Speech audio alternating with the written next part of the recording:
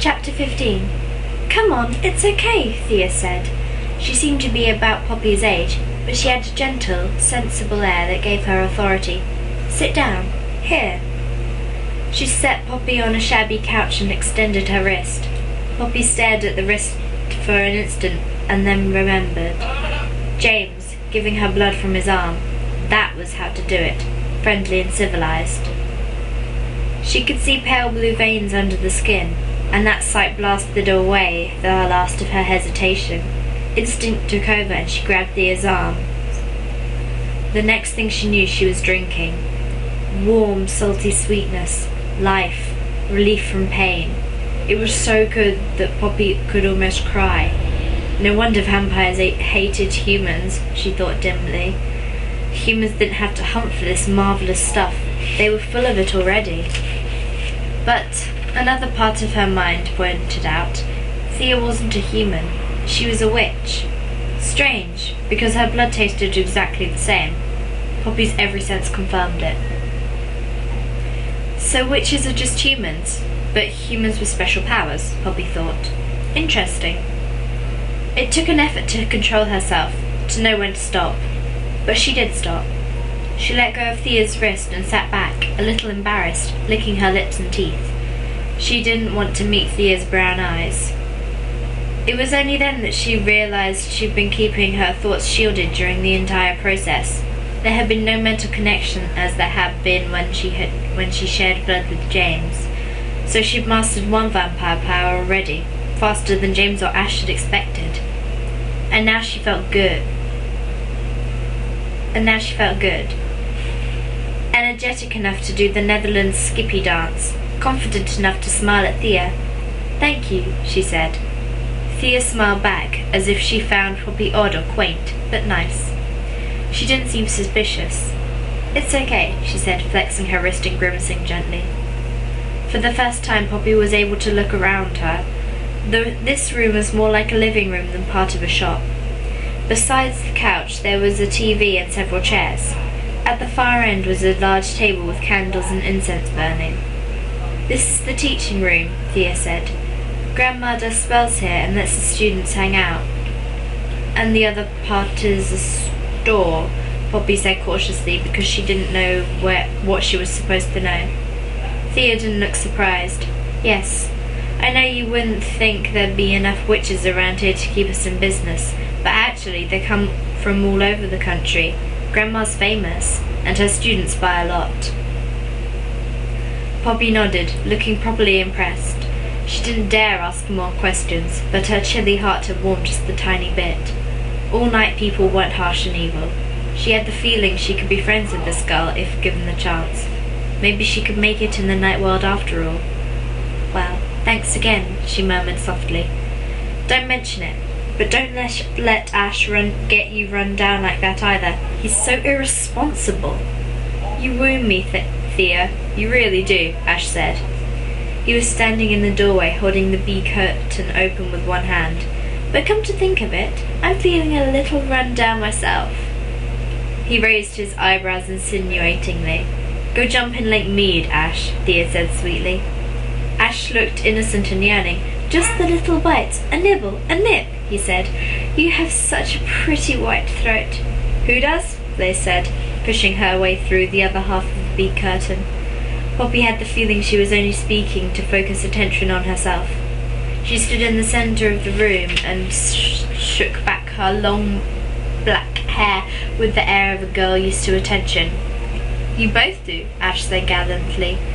Then he seemed to remember Poppy. And of course, this little dreamer has a pretty white everything. Blaze, who had been smiling, now looked sour. She stared at Poppy long and hard, with dislike and something else. Suspicion. Dawning suspicion. Poppy could feel it. Blaze's thoughts were bright and sharp and malicious, like jagged glass. Then suddenly, Blaze smiled again. She looked at Ash. I suppose you've come for the party, she said. No. What party? Blaze sighed in a way that emphasized her low-cut blouse. The solstice party, of course. Thierry's giving a big one. Everybody will be there. Ash looked tempted.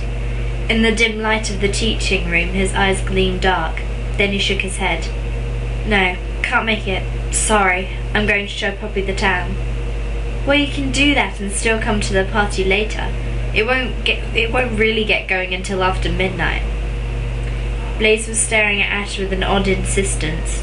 Ash bit his lip, then shook his head again, smiling. Well, maybe, he said. I'll see how things go. Poppy knew he was saying more than that. Some unspoken message seemed to be passing between him and Blaze, but it wasn't telepathic, and Poppy couldn't pick it up. Well, have a good time, Thea said, and gave Poppy a quick smile as Ash piloted her away. Ash peered ahead at the strip. If we hurry, we can watch the volcano erupting, he said. Poppy gave him a look, but didn't ask. Instead, she said, What's the solstice party? Summer solstice, the longest day of the year. It's a holiday for the night people, like Groundhog Day for humans. Why? Oh, it always has been. It's very magical, you know. I'd take you to the party, but it would be too dangerous. Thierry's a vampire elder. Then he said, Here's the volcano. It was a volcano in front of a hotel. Waterfalls crashed down its sides and red lights shone from the cone. Ash double-parked across the street. You see, we've got a great view right here, he said. All the comforts of home. The volcano was emitting rumbling sounds. As Poppy watched in disbelief, a pillar of fire shot out of the top. Real fire. Then the waterfalls caught fire. Red and gold flames spread down the sides of the black rock until the entire lake around the volcano was ablaze. Inspiring, isn't it? Ash said, very close to her ear. Well, it's thrilling, Ash inquired. Stimulating? Rousing? His arm was creeping around her and his voice was sweetly hypnotic. Poppy didn't say anything.